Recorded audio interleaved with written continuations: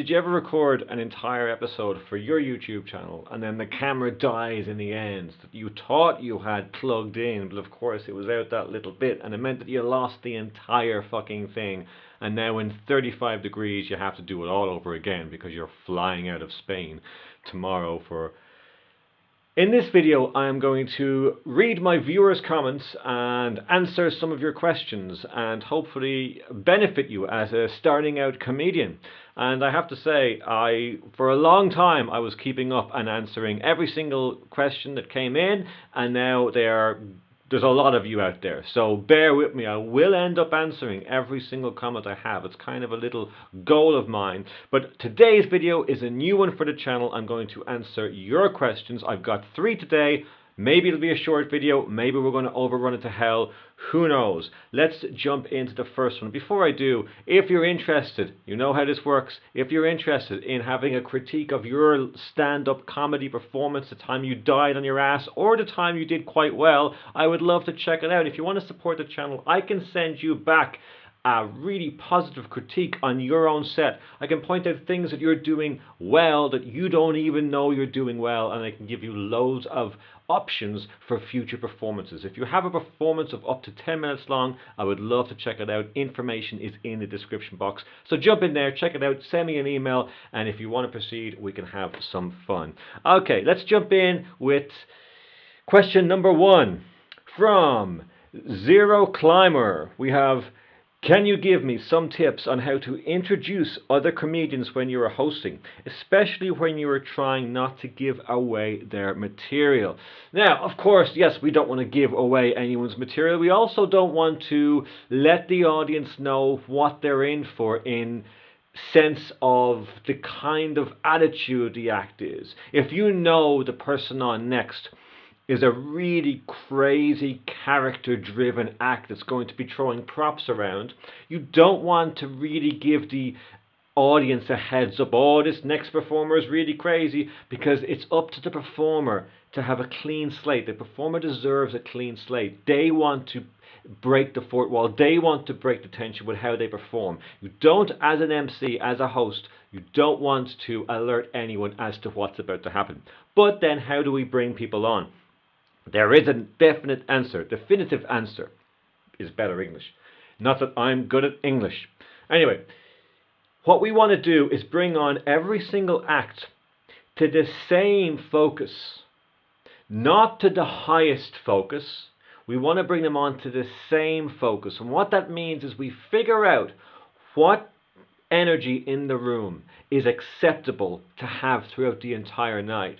Now, of course, that does not mean that we're looking for 100% of a cheer from everybody in the room every time an act comes on to bring them on, because it's just not realistic. If you ask for a massive round of applause at the beginning of a show and don't start until you get it, you're never going to get it.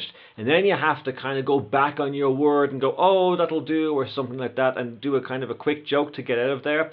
What you want to do is open the show, and this is where it's really important. Open the show correctly. If you're hosting a show, open it correctly.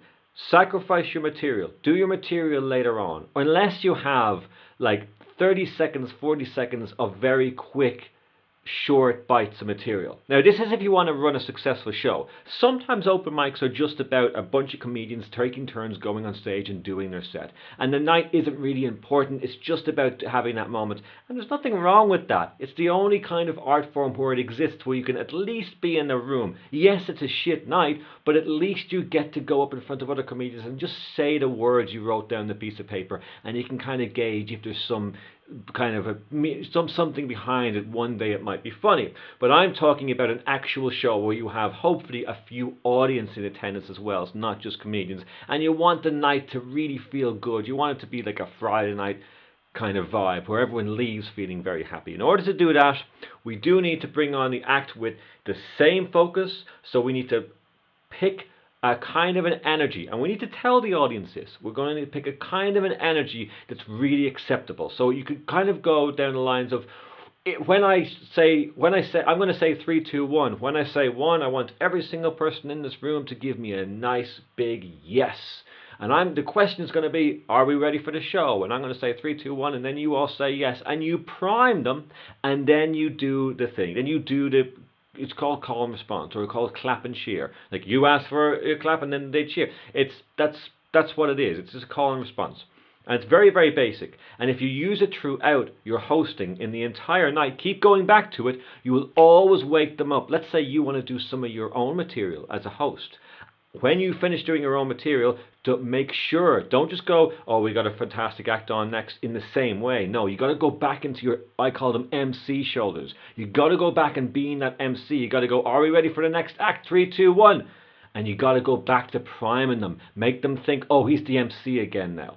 So every time you stray, every time the energy dives, you want to make sure before the act comes up that the audience are paying attention. And if they're paying attention, then you can start to say the 3, 2, 1 line in different ways, however you see fit. But I would try and keep it as consistent, as similar to each other every single time. That way, the act doesn't need to be brought on in a different way. They can be brought in a way that you feel comfortable performing, because you shouldn't be performing in a different way just because the act that's about to come on is a different style of act to you. You're the MC of the night. It's your night. You are the leader, right? The acts deserve to have a blank slate to come up to with a focused audience. And once you can give them that, then the acts will perform well, and they will pass the ball back to you with an entertained audience, so you can go up and one more time get the right focus on the stage again for the next act. So it's not necessarily about worrying about giving away their styling or their jokes. It's more about getting the correct focus and forgetting about what style is about to happen. Now, I'll say one more thing before I overrun this video to hell. I'll say one more thing about this. The only time you can mention their jokes, you can absolutely do a callback later on. What I used to do is, let's say an act was on stage and they had a story about a friend of theirs, or maybe an ex-partner, or maybe a person they met on a one-night stand, or whatever it was, and they had this horrific story about it. Maybe after they leave the stage, I might come back on and go, I knew I recognized you from somewhere, as if I was the other person in the story. Something like that is perfectly fine, because what it does is it reminds everybody of the person's set. It reminds them of a specific point. You get a joke that's not necessarily connected, although adds a little bit to it, and everyone feels good. It's a nice connection. It's a nice transition. So play with that if you're hosting a show. You can always do a little callback based on a joke, and it could be just it could be something as simple as writing down just a few words on a piece of paper if you think of something funny while they're saying the set. And of course, you have to pay attention to the set. As a host, you got to pay attention to everyone's set, because you need to know when the energy in the room is going. Okay, let's not overrun it. Let's move on to question number 2. Okay, we got Street Talk for the Soul. Gary, my question is it okay to allude to the atmosphere in the room? Not in words, but maybe in a mannerism or some gesture, thank you. Now, this, for some context, this was on the episode of How to Survive a Nightmare Gig. And what I was talking about was you shouldn't get up on stage and say that the night is going bad. Just admit to everyone, well, this isn't going well, is it? Now, the reason I say that is sometimes people say, well, yeah, but it gets a laugh. It gets a very cheap laugh. It's like using a very old stock line that everyone knows. It's like, yes, it gets a laugh because it technically uses the uniform of stand-up comedy, but it's not going to benefit the night, because anyone admitting something is dead is not trying to see the glass half full, right? And that's what you're trying to do. You're to yourself, you're acknowledging the fact that the night is going bad. But as an act on that night, as someone who is put on the bill, if it's your first gig or your 50th gig or your 5,000th gig, it's your job to do your best to make the night that bit better. They're supposed to be being entertained. It's not good enough for you to get on the stage and say, oh, well, this isn't going well, or that joke didn't work. No. Continue in a positive way. Now, is it okay to point out some of the attitude in mannerisms? I think it's more okay to do that than it is to say it. Because now you don't want to go on stage and do a joke and it didn't land. You go, like that. Because that's the same type of thing. Even though it might get a laugh, even if you do it kind of exaggerated in a kind of a nearly caricature or cartoonish kind of a way, it's still alluding to the negativity. What you could, if you were going to point out something with mannerism, I would go the opposite way.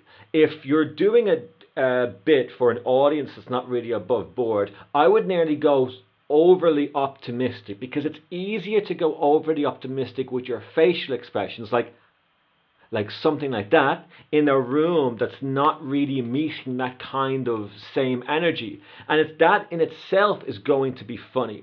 So I wouldn't acknowledge the negative in the room. I would see positivity that clearly isn't there, and that in itself is funny. And then you could even follow up that if you start to do this like that, or something goofy and stupid in your own style, right? Well, then that's going to lead you to going, I love this night, this is brilliant. And it can be seen as cheeky, but that's perfectly fine. At least you're saying something positive. It's still going to work in the right way. Like, now you don't want to go, oh, this is brilliant, isn't it? You don't want to be pure sarcastic. You do want to be nearly fictitiously playing the part of a person that's having a good time in front of a bad night. And I guarantee you, if you always try and find ways, ever so small, try and find ways of making it better for the poor bastards in that open mic room that have been there for 6 days waiting on one act to smash it out of the park. If you just try and push the ball in the right direction, they will worship you for it, because so many people back to back will get on stage and agree on how bad the night's going. Be the comedian that stands out, and be the comedian that's clearly trying to entertain the audience. Let's move on to the final question, which was from Pine Tree 774. This is more of a kind of a statement, really. My problem is that I write really funny jokes, congratulations to you, but I'm bad at gauging what my Gen X audience perceives as too dark. I'm Gen Z and I'm having trouble bridging the gap between what is and isn't acceptable with these old heads. Yeah, I mean, fuck them. Literally, fuck them, all of them. And if you can't fuck all of them, like, I mean, okay, so if you're going to a night, if you're starting off, and if the only open mic you have is one option of an open mic, and it just tends to have an audience that just for whatever reason doesn't connect to your material, it might be because the audience is too this or too that, or too woke or too that. You don't want the nights to be too woke. Now I know nights popping up everywhere are woke type friendly nights. I don't know what the fuck that means, but I never did well the friendly night. But you don't want to be just performing at those nights. You want to be performing in front of as many different audiences as possible. But let's say you don't have the option for that. The open mics are limited. If you're in a place where the open mics are limited, I do think it's important, as I said earlier on, you're there to entertain. So if that's all the audience you have, then it's your job to make those jokes work. Now, I don't want you to take the harshness out, but I do want you to play with transitions. I do want you to change with, maybe you're saying something and maybe you're saying an opinion you have. And just by changing that alone, it might be the opinion of someone fictional that you can make up, that you can get jokes about, and you can make them be the silly person. You can slag them off. You can kind of make fun of them and then give them these thoughts. And all of these little ways are going to help soften the blow, even though the jokes, the actual punchlines themselves that are too harsh now, they will be a little bit softer. So try, if you're in front of the audience, and I do think, okay, so I said fuck them at the beginning, and I kind of mean that, because if you have material that works in some nights, And for the majority of it, because I've got jokes, I got whole sets that work 80% of the time, 85% of the time, and then I go to one of these friendly nights or something like that, and it doesn't work, right? I can't, and I'm thinking, okay, if it works 80% of the time, and if we're performing a long time, and most of my audiences are laughing and are responding very well, then it's the night that's the problem. Yeah, sometimes it's just not you, right? Then it's the night that's the problem, and I should not be performing my material at these nights. But another way of looking at it is, okay, well, I want to, let's say if you want to do some corporate work and stuff, you can't go out with a completely filthy set at corporate. I know some people do, but for the most part, you have to keep it relatively clean at corporate, or that kind of avenue, all those kind of things you want to go down in the future. Well, then it's about softening the blow. You can still do harsh lines, but you got to find out in your own style what needs to change. And all you need to do with that is keep going back to the writing board after every show. Change it up a little bit, only a tiny bit now. Maybe you change the perception of of the joke. Maybe you change the setup. Maybe you change something that comes after the joke. Maybe you spend longer with the audience at the beginning of your set. You could just be honest, saying some of the things I say in my show are going to be really, really offensive, and I'm offended too.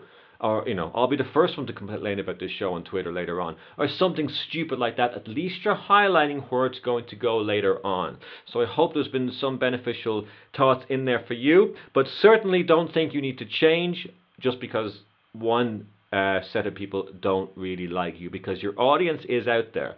So the option is to change it so you can perform at those nights successfully, or continue to get better at the nights that are already responding well to you. All right, that's going to do it for this absolute massive rant in this 35-degree baking heat.